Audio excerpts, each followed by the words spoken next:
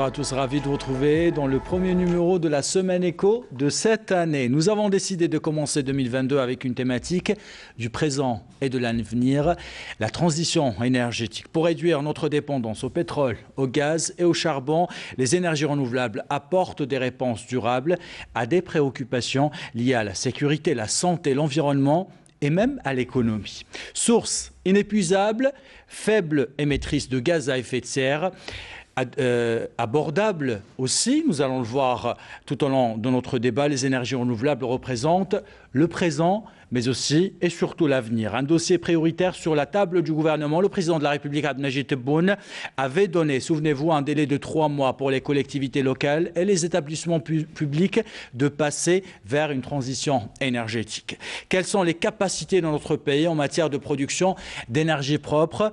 Comment l'Algérie peut réussir cette transition énergétique? Comment réduire la facture de consommation des énergies?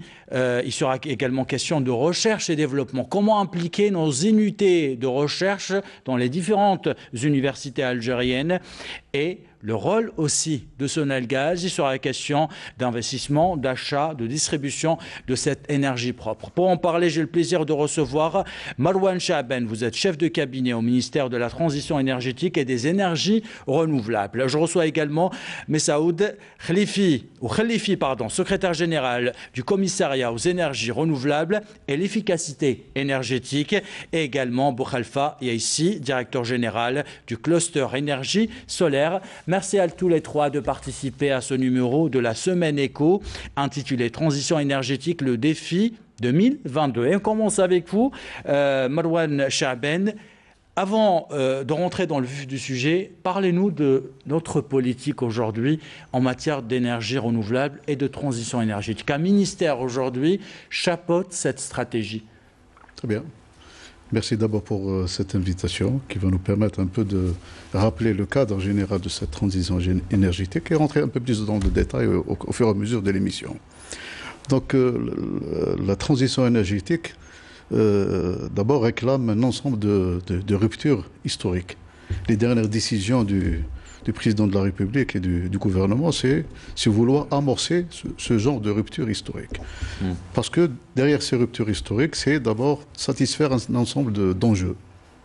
Enjeux aussi importants l'un que l'autre, que je vais citer très rapidement si vous permettez. D'abord, il y a les enjeux environnementaux et de lutte contre le changement climatique.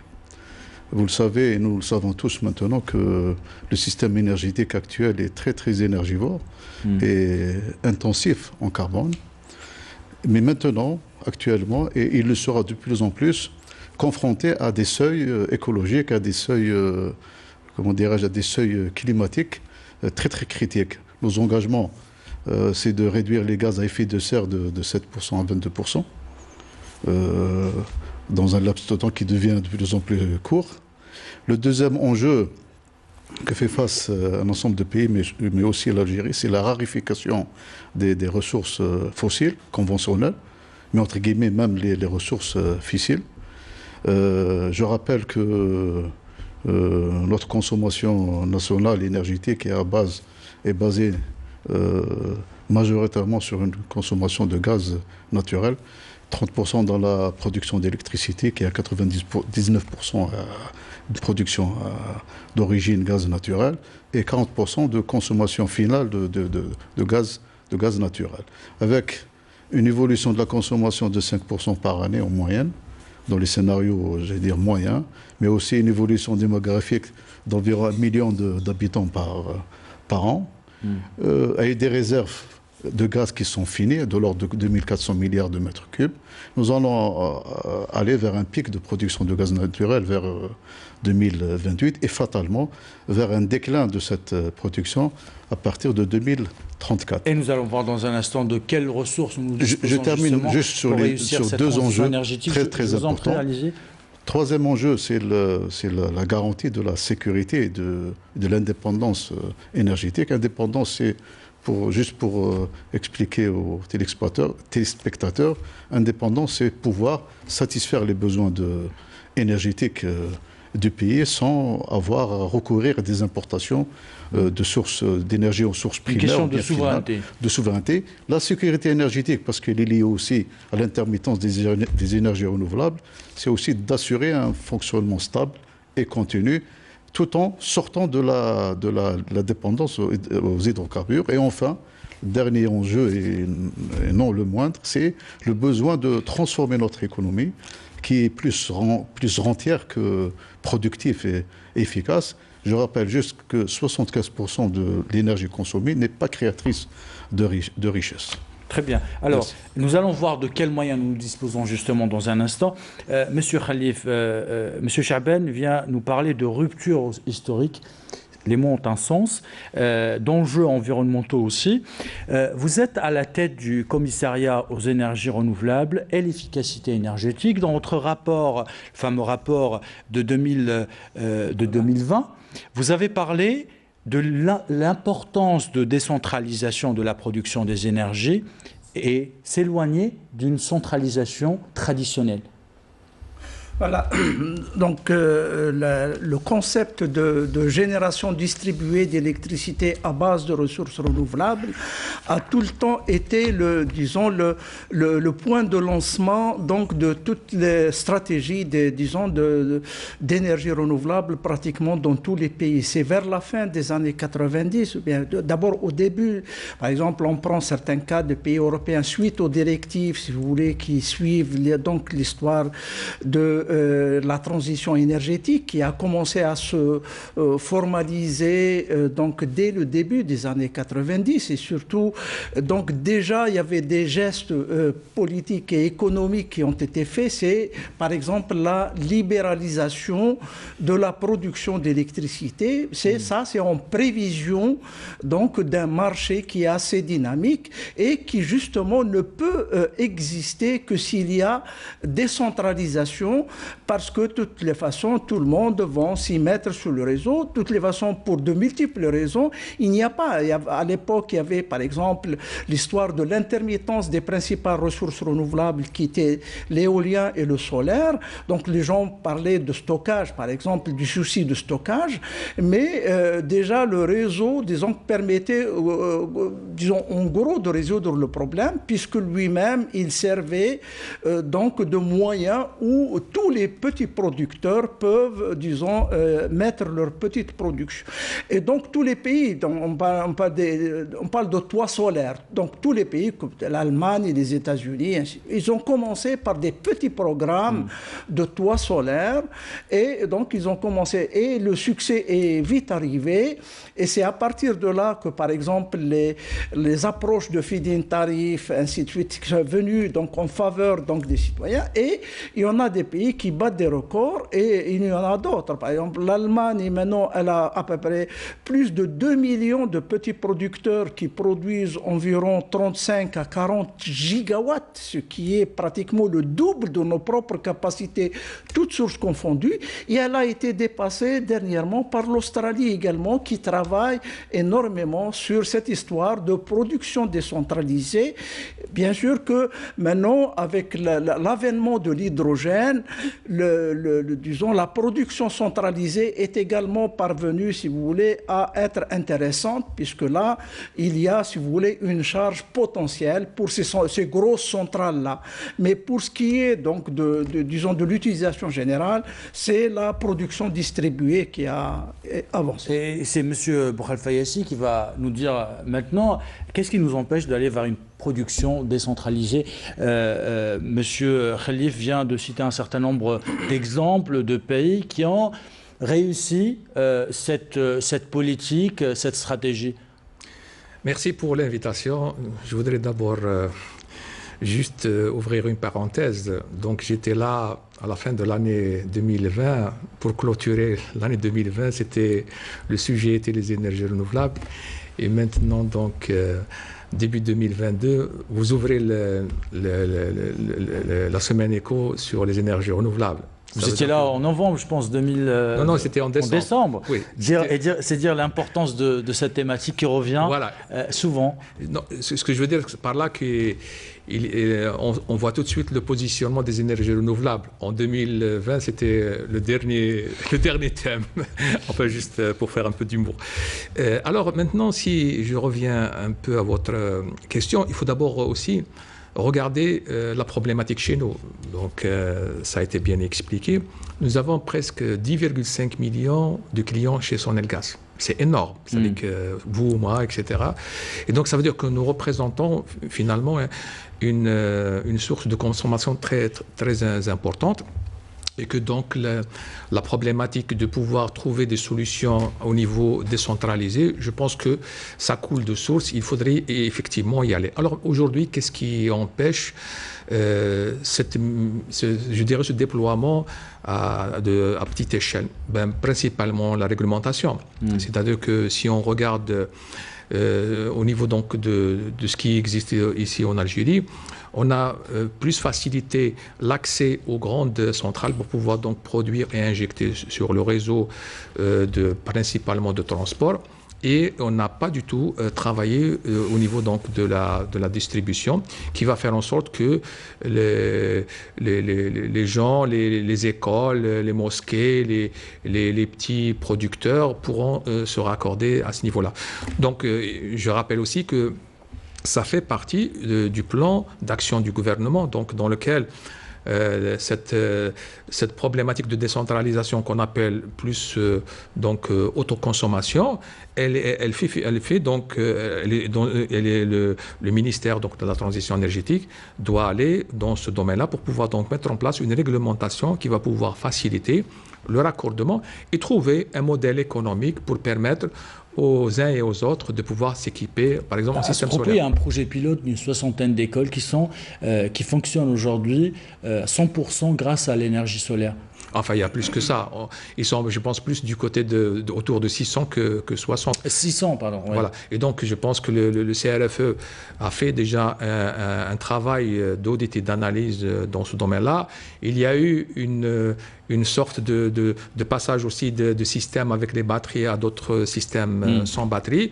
Mais ces écoles, par exemple, se sont retrouvées dans l'impossibilité d'injecter l'excès d'énergie. Je rappelle juste que l'école, elle est au centre du quartier. L'école, elle travaille 3 trimestres. Le 4e trimestre, pendant qu'il fait chaud, c'est-à-dire qu'en juillet, août et septembre, elle ne peut pas exporter l'énergie qui est produite au niveau de l'école sur le réseau de distribution. Alors qu'il y a la technologie aujourd'hui qui permet de stocker cette énergie. Non, ce n'est pas un problème de stockage, c'est un problème d'échange d'énergie qu'il faut donc favoriser et trouver un mécanisme pour que celui qui est produit en excès puisse l'envoyer sur le réseau et recevoir en contrepartie la même quantité d'énergie. Donc, vous voyez très bien que si on veut travailler dans le domaine du décentralisé, l'école est au centre du quartier. On a la possibilité donc de faire travailler l'école pendant presque toute l'année pour subvenir aux besoins de l'école et pour aussi alimenter le réseau qui se trouve à ses côtés. Et vous pouvez le faire si vous mettez ça sur, par exemple, au niveau des administrations publiques, les mosquées et bien sûr les résidentiels. Très bien. Alors, Monsieur Yaïchi nous rappelait que avoir choisi cette thématique pour le premier numéro de la Semaine Éco rappelle à quel point c'est important. Et c'est important justement pour notre économie, pour notre pays et pour les générations futures aussi. Parlez-nous, Monsieur Chaaben, de votre feuille de route pour 2022. Concrètement, qu'est-ce qui va changer en 2022 dans la vie des consommateurs, par exemple? Très bien. Donc le premier projet qui a été lancé déjà cette fin d'année 2021, c'est le projet solaire 1000 MW. Donc le ministère, à travers sa société qu'il a mandatée, la société qu'il a initiée avec le ministère de l'Énergie, c'est la société Chems, a lancé le premier appel d'offres d'envergure, appel d'offres à investisseurs pour la réalisation de centrales solaires photovoltaïques de capacité cumulée de 1000 MW qui est répartie pratiquement sur 6 wilayas de l'Algérie. Donc ce premier projet d'envergure, je donne quelques chiffres, hein, 1000 mégawatts, c'est à peu près 1000 emplois mégawatts, 1000 emplois directs et indirects. C'est booster le tissu industriel naissant des énergies renouvelables. Nous avons un tissu qui a commencé à prendre de l'ampleur depuis ces dernières années. Il a une capacité d'environ 300 mégawatts qui est appelé à doubler d'ici peu. Donc c'est le booster, lui donner des perspectives, une visibilité pour de futurs développements. C'est créer aussi et favoriser un climat d'affaires qui mettent un peu les investisseurs en confiance et qui leur permet de venir investir en Algérie et d'un autre côté aussi récupérer un peu les gains escomptés. Donc c'est du donnant. Encourager aussi les petites et moyennes entreprises algériennes pour investir dans ce secteur porteur. Dans ce projet 1000 MW, il y a des exigences de mesures de contenu local qui sont fixées dans le cahier des charges, un minimum de contenu local. Le minimum de local en termes d'équipement, mais aussi en termes de services. C'est-à-dire, c'est favoriser les PME, les installateurs, les EPCistes, etc. Ça, c'est le premier projet qui est d'envergure. Mais je rejoins mes messieurs tout à l'heure qui ont parlé de ce changement de paradigme centralisé, intégré, vers un paradigme de production décentralisée, territorialisée, si on veut dire. Nous travaillons sur les deux axes. Le premier axe, la massification des ENR, c'est d'abord parce que nous avons un souci de raréfaction des ressources fossiles. Il y a une urgence à limiter cette consommation de gaz naturel à moyen terme. Donc la massification des énergies renouvelables permet du moins d'impacter les investissements thermiques de l'ordre de 40%, puisque la consommation de pointe, les investissements se font par rapport à une consommation de pointe qui est constatée durant l'été, et c'est une pointe matin qui est favorable aux énergies renouvelables. Mais d'un autre côté, nous travaillons aussi sur l'autoconsommation, comme l'a appelé monsieur ici, ou la production décentralisée. Pourquoi?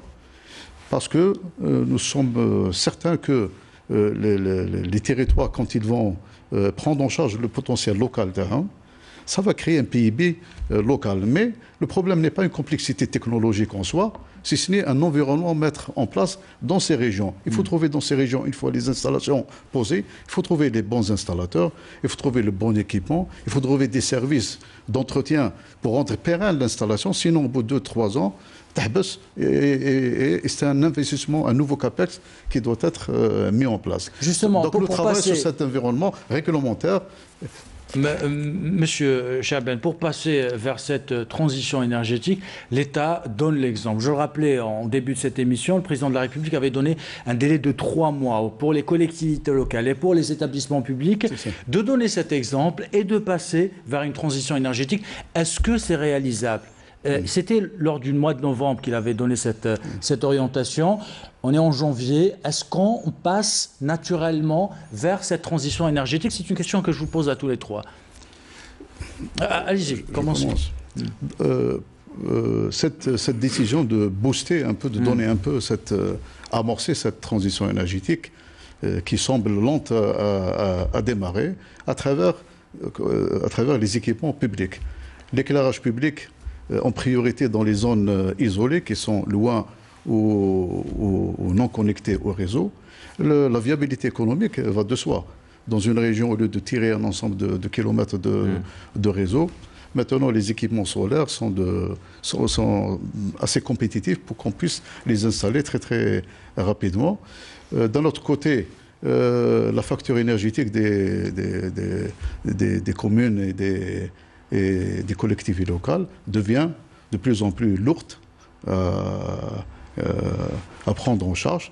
Donc, les équipements publics et les passer aux énergies renouvelables permet d'une part de réduire cette facture énergétique, d'un autre côté, c'est de participer à cet effort national de généralisation des énergies renouvelables. Donc c'est une approche qui permet de booster, de donner le coup de démarrage à cette transition énergétique par le bas. Monsieur Haïchi? Si je prends le cas que vous venez de citer, donc les collectivités locales, je pense qu'il y a énormément d'entreprises, de très petites même entreprises, qui se sont déjà lancées dans ce domaine depuis un certain nombre d'années, c'est-à-dire que principalement pour répondre à la demande des écoles, de l'éclairage public.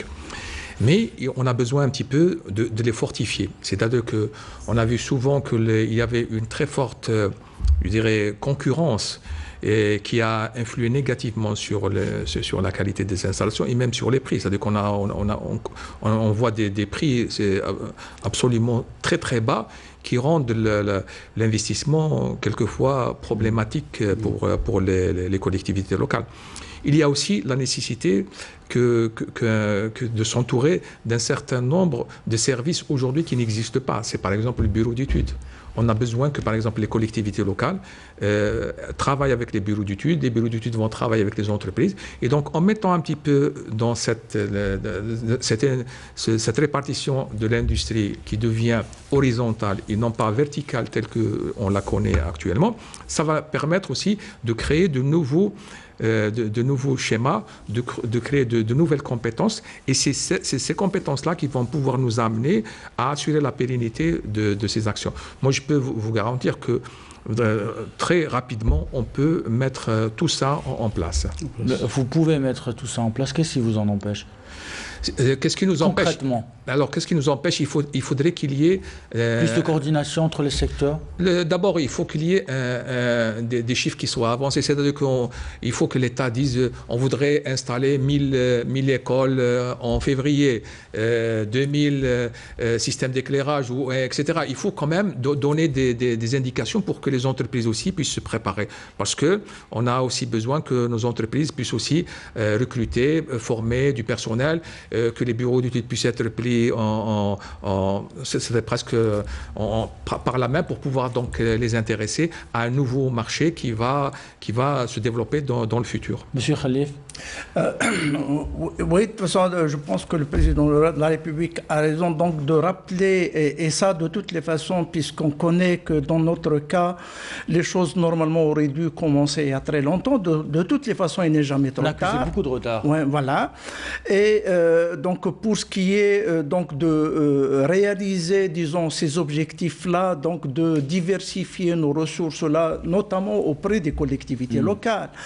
Donc, par exemple, chez nous au commissariat, on a déjà pratiquement commencé, si vous voulez, à éplucher, disons, les possibilités, parce que les choses ne se font pas, si vous voulez, globalement sur un secteur ou un autre. Il va falloir, même dans le domaine des énergies renouvelables, il y a énormément de niches qu'il va falloir trouver, aussi bien pour pouvoir produire des ressources renouvelables, entre autres l'électricité, mais également économiser de l'énergie.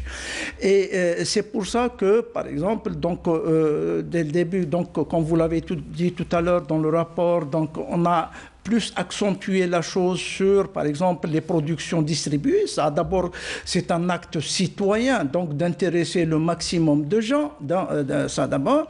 Bon, effectivement, il se trouve que maintenant, il y a pratiquement de la place pour tout le monde, puisque même pour je l'ai dit tout à l'heure, pour les grandes centrales, pour les grands moyens de production, ça devient également très intéressant dans la mesure où il y a le concept d'hydrogène vert qui apparaît, et là, il va falloir produire en masse l'électricité à base de ressources renouvelables, notamment le solaire et l'éolien.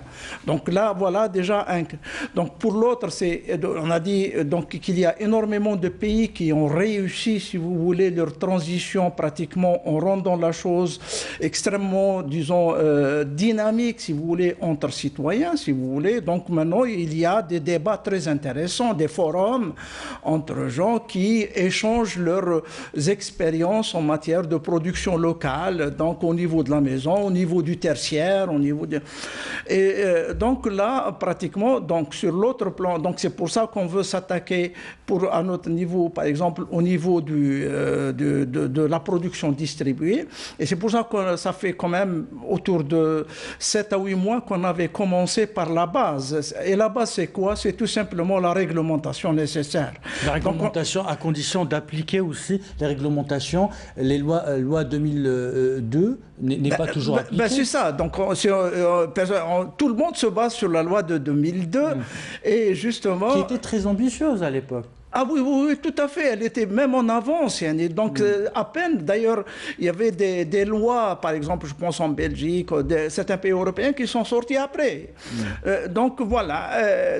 Et là, elle se base rigoureusement sur, disons, une organisation du réseau électrique qui est la colonne vertébrale de toute transition énergétique. Et nous allons parler de Sonalgaz dans un instant. Mais j'ai envie de vous poser cette question que peut-être les téléspectateurs sont en train de se poser. Je vous la pose à tous les trois. Quand on vous invite sur plateau, par exemple, et on voit que chaque secteur est bien structuré, qu'il y a de l'intelligence, qu'il y a vraiment une énergie dans chaque secteur, mais on a parfois l'impression que ce n'est pas connecté, que ce que vous faites, par exemple, au commissariat aux énergies renouvelables et l'efficacité énergétique n'est pas forcément appliqué au niveau de plusieurs administrations, de structures, que ce que vous faites, monsieur, au niveau du cluster énergie solaire n'arrive pas parfois jusqu'aux portes du ministère de la Transition énergétique et des énergies renouvelables. Qu'est-ce qui se passe, monsieur le chef de cabinet ? Il y a un manque de communication parfois. Regardez, la création de ce ministère de transition énergétique et d'énergie renouvelable, son objectif d'abord, c'est de mettre en place une stratégie de la transition énergétique qui fait converger l'ensemble des acteurs énergétiques vers le cap défini par le gouvernement. Ça, c'est le premier objectif. Cette transition énergétique ne peut pas se travailler seule. Le ministère de la Transition est un ministère transversal. Il est obligé de travailler en concertation avec l'ensemble des secteurs, l'ensemble des acteurs qui existaient bien avant le ministère pour établir cette stratégie a commencé par une feuille de route. Maintenant, elle devient de plus en plus élaborée parce qu'on commence aussi à défricher un certain nombre de contraintes et sur terrain. Ça nous permet de réajuster un peu cette feuille de route. Ça, c'est de 1. Quand vous avez parlé tout à l'heure de pourquoi ça ne démarre pas, parfois, il faut revenir au contexte algérien. Le contexte algérien n'est pas le contexte allemand, n'est pas le contexte dans notre pays européen ou américain. Nous sommes un pays pétrolier. Nous avons savoir que que toute la croissance économique de l'ensemble des pays, y compris de l'autre, et à partir de l'invention de cette énergie électrique au début du siècle, est devenue intimement liée à l'utilisation massive des ressources fossiles finies pour la production des biens de consommation que nous utilisons tous les jours. Donc, passer à une autre...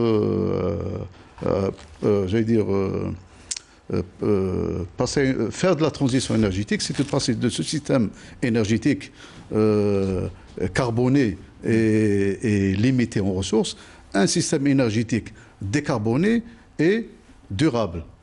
Eh bien, ça ne peut pas se faire, je l'ai dit tout à l'heure, sans un ensemble de ruptures majeures, des ruptures dans le système économique, socio-économique, technique, mais surtout un changement comportemental qui doit se faire, à commencer par l'éducation au niveau, le plus basique, jusqu'à le changement de process au niveau des industriels les plus importants. Et si nous continuons comme ça, vous en conviendrez, nous serons face à un choix fatidique, c'est-à-dire soit consommer du gaz en interne, soit l'exporter. Exactement. C'est-à-dire nous devons d'ici peu, nous allons faire face à ce dilemme, c'est le consommer ou exporter, sachant que la consommation ne crée pas de richesse, puisqu'elle va vers deux secteurs énergivores. En gros, c'est l'habitat et c'est les transports. Donc, ce qu'il faut faire, cette feuille de route, elle est basée sur cette massification des énergies renouvelables, sur l'encouragement et l'accompagnement de la production décentralisée des énergies renouvelables, mais un pavé qu'on a omis de citer depuis tout à l'heure, c'est l'économie d'énergie et l'efficacité énergétique. Parce qu'on ne peut pas aller dans les énergies renouvelables, on ne peut pas faire de transition sans faire de l'économie d'énergie, mais aussi de l'efficacité énergétique. C'est inévitable. On ne peut pas consommer de la même manière quand on tire cette énergie des énergies fossiles, de la même manière que quand on la tire d'une énergie renouvelable qui est de... 40%. Comment? Qui est de 40%. C'est-à-dire l'économie d'énergie qui est de 40%. L'économie d'énergie, on peut aller... C'est la consommation. Je parle de on peut faire des économies d'énergie. Je donne un exemple.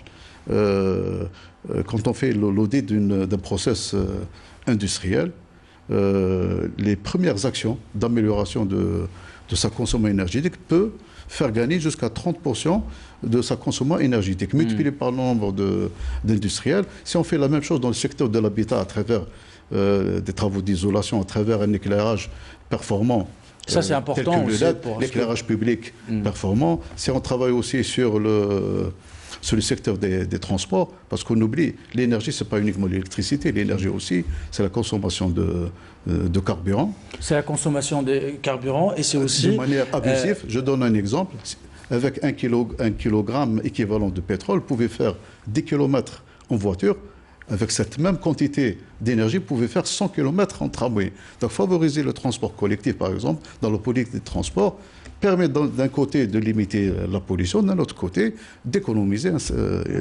une quantité énorme d'énergie.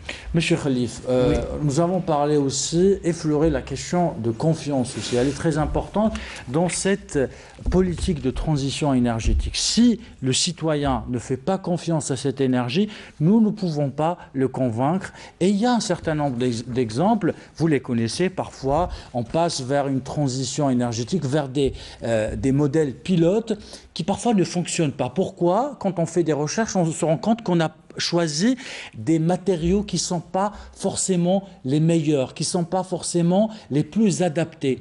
Comment on fait dans ces cas-là? Tout simplement, là, il va falloir unifier, si vous voulez, le langage parmi tous les acteurs, et les choses sont assez simple, si vous voulez. Justement, le citoyen, s'il ne fait pas confiance, c'est parce que peut-être qu'il y a un manque d'efficacité dans la mise en œuvre, si vous voulez, de certains aspects. Et là, par exemple, un cas très concret qui est celui de l'éclairage public, par exemple, où les collectivités locales, dont pratiquement, ça crève le budget des collectivités locales jusqu'à hauteur de 59 à 60%. C'est énorme. Et là, donc partout dans le monde, donc il y a de vraies expériences, et ça, d'ailleurs, c'est le seul secteur, vous savez, que l'éclairage en général, l'éclairage en général, c'est à peu près 20% de toute la production d'électricité mondiale. Et c'est le seul secteur où la consommation électrique a baissé.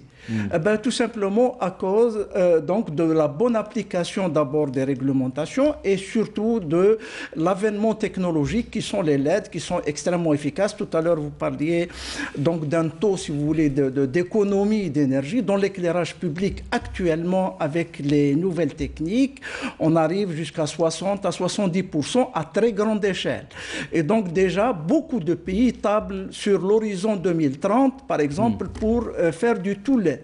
Donc voilà, par exemple, une façon de convaincre le citoyen, c'est-à-dire carrément de veiller à ce que les choses se fassent correctement. Et c'est justement l'une des plus grandes tâches que s'est assignée le commissariat, puisqu'on a des équipes qui ont sillonné pratiquement toutes les wilayas du pays pour faire ce constat-là.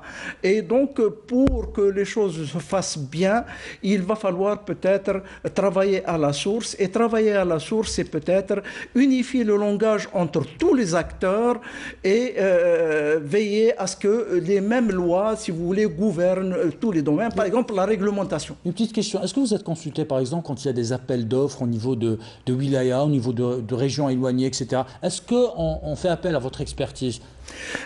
Actuellement, par exemple, on est arrivé à mi-chemin, si vous voulez. Effectivement, par exemple, pour ce qui est de la réception, donc des projets, donc des appels d'offres qui ont été déjà émis et, si vous voulez, réalisés. Donc déjà, ils font appel à des équipes du CRF pour ce qui est de réceptionner et vérifier l'efficacité du matériel qui a été réceptionné. Monsieur Bouchalfaya, ici, directeur général du cluster énergie solaire, c'est une technologie d'avenir. Est-ce que vous faites appel appel à des entreprises algériennes. Est-ce que vous sollicitez aussi les laboratoires algériens qui font un travail extraordinaire dans plusieurs domaines, notamment dans les énergies solaires, pour les solliciter dans un certain nombre de projets que vous pilotez? Nous, on ne pilote pas de projet, donc ce n'est pas notre rôle. Ce n'est pas notre rôle. Notre rôle, c'est beaucoup plus un peu de trouver des synergies entre les membres, mais au sein du cluster, nous avons des laboratoires, des universités et des entreprises.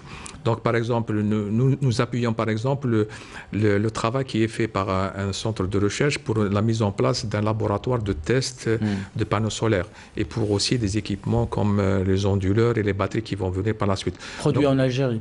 Oui, bien sûr, produit en Algérie. Donc l'objectif, c'est d'assurer la qualité pour ce produit-là, puisque le panneau solaire, c'est vraiment un des éléments clés dans la centrale. Aujourd'hui, on parle de durée de vie de 30-35 ans. Donc il faut qu'on arrive aussi à donner la confiance aux acheteurs que les panneaux solaires vont pouvoir tenir aussi longtemps que ça. Après, il y a des choses... Combien ça coûte d'ailleurs au mètre carré un panneau solaire? Enfin, aujourd'hui, un watt crête peut-être autour de à peu près 50 dinars ou quelque chose comme ça, tout est installé, donc avec les panneaux, l'onduleur et tout ça. Donc, il y a différents types parce que ça dépend aussi de l'endroit où vous êtes et de la distance que vous faites. Moi, j'aimerais peut-être rebondir sur la question que vous avez posée en ce qui concerne donc pourquoi ça ne démarre pas. Il y a aussi la problématique de la tarification de l'électricité qu'il faut aussi prendre en compte, qui fait que vous ne pouvez pas créer un marché naturellement par le fait que le tarif de l'électricité, par exemple, est très cher et à ce moment-là, la production d'énergie, par exemple électrique à partir du renouvelable, pourrait trouver sa place facilement. Est-ce qu'on connaît le coût du kilowattheure à partir de cycles combinés, par exemple? Enfin, les chiffres qui ont été avancés par le ministre de l'Énergie parlaient entre 11 et 12 dinars le kilowattheure. Et donc, ce qui veut dire que chez le particulier, il paye à peu près 4 dinars en moyenne. Donc, vous voyez un peu le différentiel.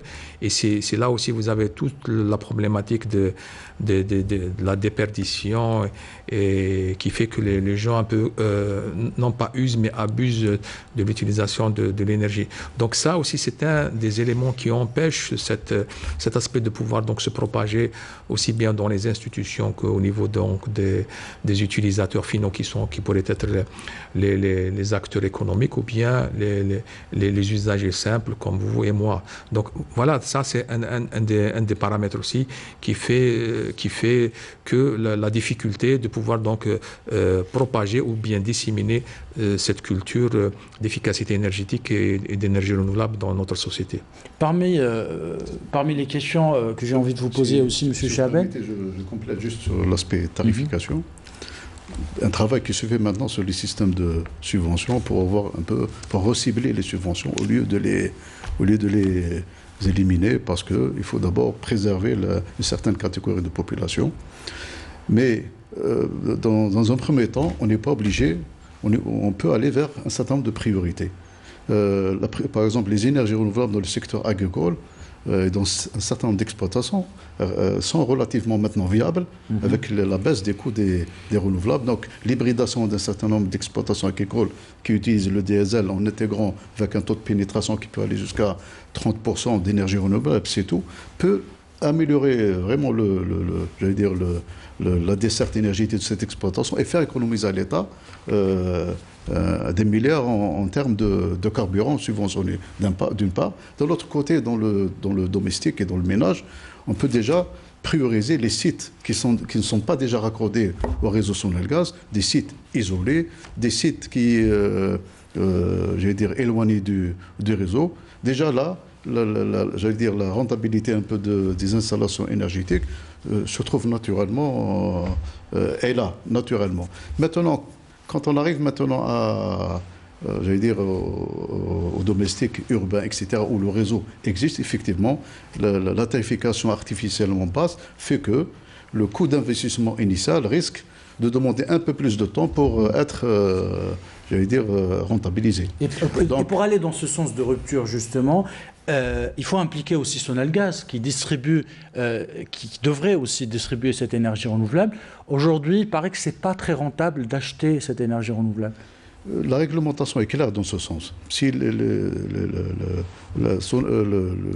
l'opérateur a l'obligation d'acheter cette énergie, pour autant que le tarif de production de cette énergie est issu d'un appel d'offres à investisseurs comme celui qui a été lancé, ou un appel d'offres aux enchères tel qu'il a été lancé par la CREG. C'est toujours la loi 2002 d'ailleurs qui prévoit deux opérateurs, un opérateur système et un opérateur marché qui n'a jamais été créé. C'est un décret d'exécutif 1798 qui émane de cette loi 01-02. Mais le problématique pour Sonalgaz, c'est surtout de se préparer à une intégration massive des énergies renouvelables.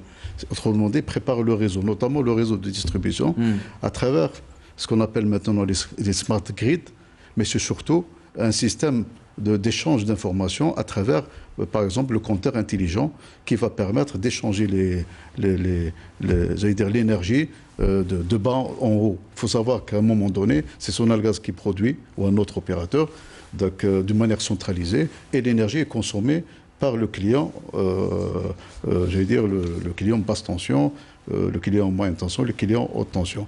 Maintenant, puisqu'on a changé de paradigme en termes de production, le producteur peut être le consommateur lui-même producteur. Donc cette énergie va prendre, j'allais dire, le sens inverse et va monter du plus bas du réseau vers le haut du réseau. Donc il faut adapter ce réseau qui n'a pas été conçu pour ça. Est-ce qu'on peut il faut le renforcer, il faut intégrer un certain nombre de Comment capteurs, plutôt etc. on peut encourager aujourd'hui les Algériens d'être des autosuffisants en matière d'énergie? Si moi, par exemple, j'ai envie d'installer des panneaux photovoltaïques dans le toit de ma maison pour être, on va dire, autosuffisant ou couvrir peut-être jusqu'à 50% de ma consommation. Est-ce que c'est possible? Comment je fais? La première question que je vais vous poser, est-ce que vous êtes maintenant apte à dépenser une certaine somme pour installer cet équipement?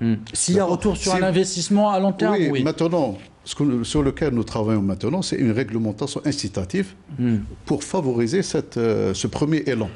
Autrement dit, en fonction de votre type de production, petite production, moyenne production, grosse production, on peut inciter le consommateur à installer à travers une prime à l'investissement ou à travers une injection de votre énergie quand vous ne l'utilisez pas sur les réseaux qui sera racheté par l'opérateur. C'est une question importante. Quelles sont les démarches? Par exemple, un citoyen lambda qui est en train de nous écouter, nous regarder et il trouve que l'idée elle est intéressante. Qu'est-ce que je fais? Je vais acheter des panneaux photovoltaïques et je vais les installer, je passe par le ministère?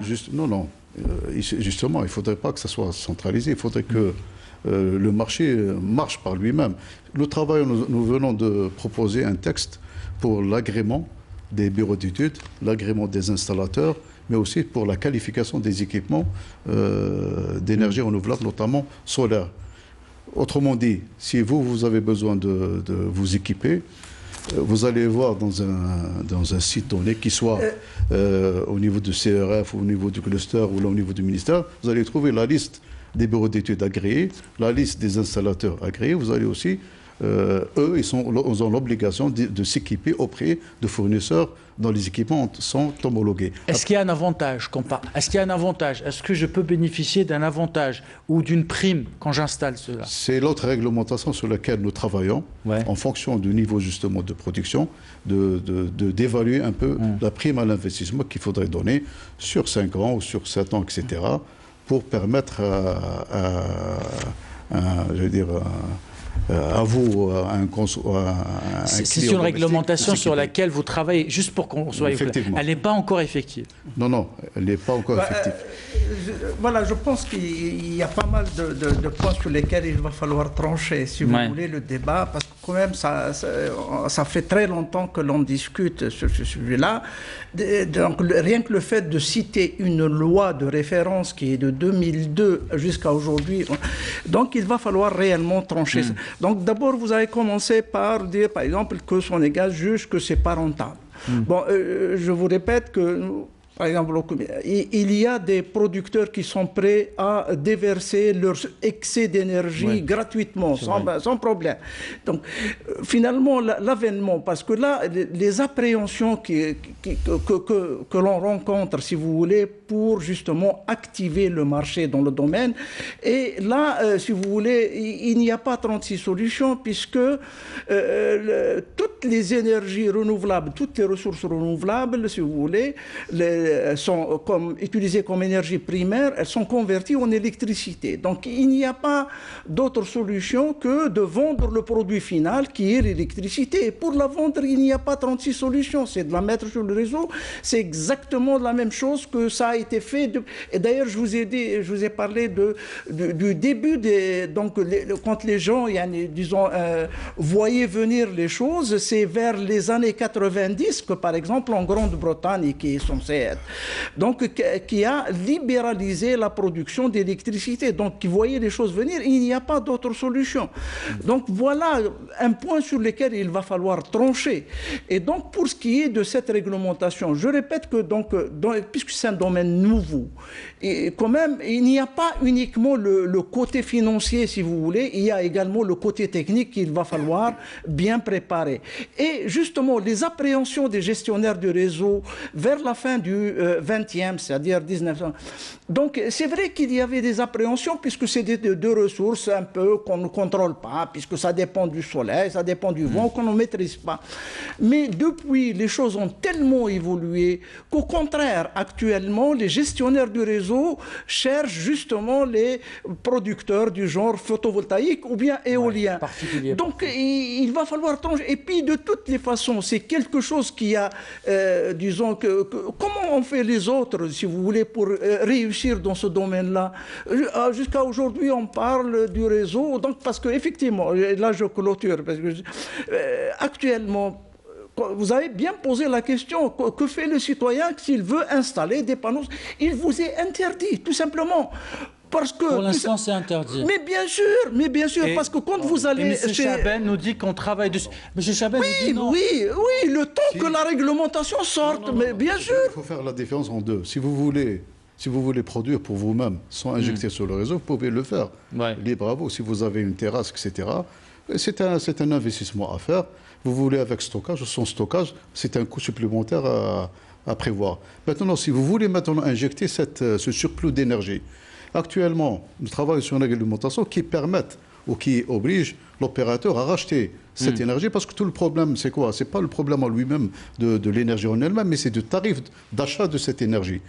Il faudrait convenir d'un tarif. La réglementation en l'état actuel ne permet pas de définir, parce que seuls les appels d'offres permettent de définir le tarif. Nous travaillons maintenant pour ces petites puissances, jusqu'à 100 kW, voire 500 kW. Nous essayons de revenir sur l'équivalent d'un feed-in tarif pour les petits producteurs, pour leur permettre d'écouler leur énergie et aussi ne pas, j'allais dire, perturber aussi l'opérateur. Certains vous diront peut-être que tant que le prix de l'énergie conventionnelle est très bas, ça ne encouragera pas le citoyen lambda d'aller faire un investissement pour produire de l'énergie renouvelable. Certains le font déjà. Vous avez pas mal de maisons qui sont équipées, pas mal de banques, pas mal de services tertiaires qui sont équipés de panneaux LH. Ça permet, d'une part, même si vous n'injectez pas, ça te permet, si l'investissement est bien fait, de réduire sa facture énergétique. Exactement. Si vous êtes un consommateur assez conséquent. Monsieur Aïssi, vous avez moi, je pense que la question qu'il s'agit de voir, c'est surtout au niveau donc, de la taille de ces projets. C'est-à-dire qu'avoir des petites niches comme ça, par-ci, par-là, une petite installation, c'est pas ça qui va faire vivre les entreprises. Mais c'est ça qui fera changer les mentalités, peut-être aussi. Oui, mais c'est pas... C'est-à-dire que quand vous avez 10,5 millions de clients et que vous faites 600 écoles, vous êtes très loin du compte pour pouvoir donc influer de manière importante. Et même si on fait un petit calcul comme ça, vous mettez 100 000 logements que vous équipez par année, vous voyez ça pendant plusieurs années, 100 000, si vous prenez que 2 personnes qui vont travailler, vous avez déjà 200 000 emplois. C'est-à-dire que le changement d'échelle est absolument nécessaire. Maintenant, en ce qui concerne les aspects techniques, moi je pense qu'il faut revenir aussi à la réalité. La réalité aujourd'hui, c'est que nous avons un distributeur qui, lui, ne connaît pas les énergies renouvelables. Donc, il faut aussi l'accompagner. On ne peut pas uniquement dire à la SADEG ou à Sonelgaz, allez, voilà, on va commencer à injecter et mettez-vous en conformité. Ce n'est pas du tout comme ça. Il faut quand même qu'il y ait aussi l'accompagnement, que l'on forme ces personnes-là pour pouvoir donc les rassurer, parce que aujourd'hui, le problème qu'ils imaginent, c'est qu'ils ne vont pas avoir le contrôle sur la production. Et donc, s'il y a un problème sur la production, c'est-à-dire qu'il va y avoir un problème technique qui peut survenir, il peut y avoir un risque, un danger quelque part. Donc, ça veut dire qu'il faut faire un travail de sensibilisation. Il faut faire un travail de formation, et pas uniquement que pour le distributeur, mais même aussi les installateurs et tous les acteurs qui vont intervenir, pour que, à la fin de la journée, on installe un système qui va fonctionner pendant 30 ans, qui va être productif, qui va produire de l'énergie à un coût très très bas, et qui va permettre aussi de créer de nouvelles mentalité. L'importance d'harmoniser les vues aussi. On ne peut pas terminer cette émission sans vous poser cette question, parce qu'on a parlé d'énergie renouvelable, on a parlé uniquement du solaire, mais il y a d'autres énergies renouvelables. L'hydrolien, par exemple, nous sommes un pays, un géant de la Méditerranée, nous avons plus de 1200 km de côte, nous sommes allés plus, il paraît, sur la Lune que dans les fonds marins et dans les océans. C'est une énergie aussi qu'on peut exploiter. En un mot, je vous donne la parole. Je commence avec vous.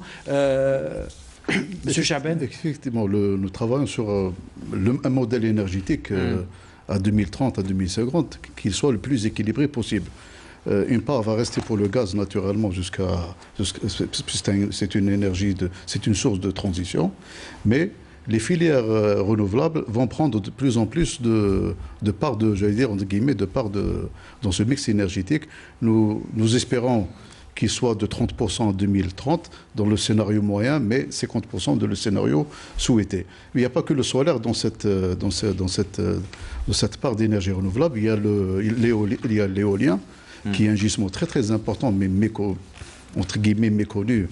Les gens ont travaillé dessus, mais je dis, son potentiel d'une manière précise n'est pas encore évalué comme l'est le solaire. Il y a aussi la géothermie, avec plus de 180 sources qu'on peut exploiter pas uniquement pour la production d'électricité, c'est relativement cher, mais pour la production de chaleur dans les régions autour. Il y a, on oublie aussi, c'est la valorisation énergétique des déchets avec des centaines de centres d'enfouissement technique, et etc. on arrive à la fin de cette émission. En un mot, Monsieur Khalif. Oui, d'ailleurs, je pense qu'il y a un thème que vous avez cité, qu'on n'avait pas abordé, c'est celui de la recherche-développement, puisque théoriquement, c'est un domaine où c'est normalement, par exemple, les acteurs principaux devraient être une locomotive justement pour la recherche-développement dans le domaine. Une locomotive, Monsieur Yaïssi. Moi, je pense que la question des énergies renouvelables va trouver sa place à partir du moment où il va commencer à avoir un déploiement. C'est ça le plus important.